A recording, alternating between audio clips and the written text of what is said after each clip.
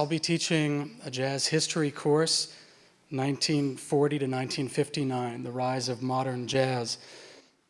I think that's an interesting term, modern. We say modern jazz. What are you talking about? 1940 to 59.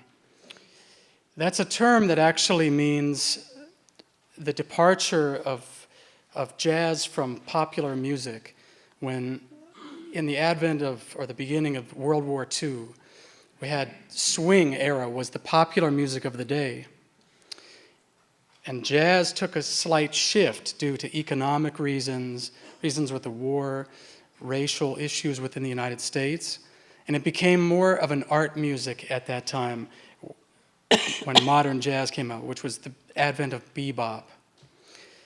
This, for me, is something that means a great deal in my life. I'm a professional jazz musician, and as Susan said, I'm also a professor of jazz at the California Jazz Conservatory. And this is a language, jazz is a language that means a great deal to me.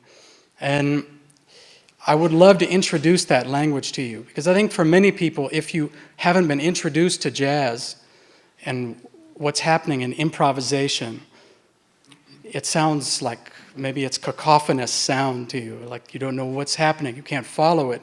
I would love to introduce you to it, because I think that listening to jazz is like listening to a great story or watching a movie. Like if you can follow how the instrumentalists or the musicians are interacting with one another and speaking, it's an incredible adventure to be on. And in the course, we're going to look at the beginning of that moment where bebop began, modern jazz began.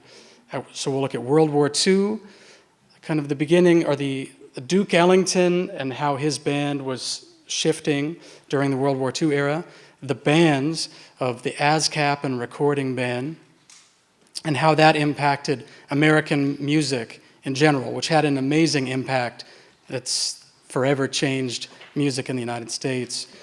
We'll go from there looking at the pioneers of bebop music, like Charlie Parker, Thelonious Monk. We'll talk about the music of Lenny Tristano and the progressive jazz musicians. We'll look at jazz on the West Coast. And we'll end up with the year 1959, which many look at as the most important year in jazz history.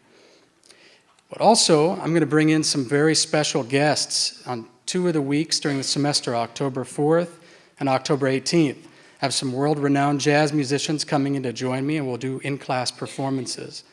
And in these, we'll not only perform full pieces for you, but I would like to dissect what we do and show you how the instruments interact with one another and how we communicate and how these stories are told. I think great jazz music is basically, well, it's basic. Nothing is really that basic about it. But it's like sketches. If we have sketch acting and you have set up a storyline and we build around the story, I would love to introduce you on how that happens. So please join me. Great. Thank you, Jeff.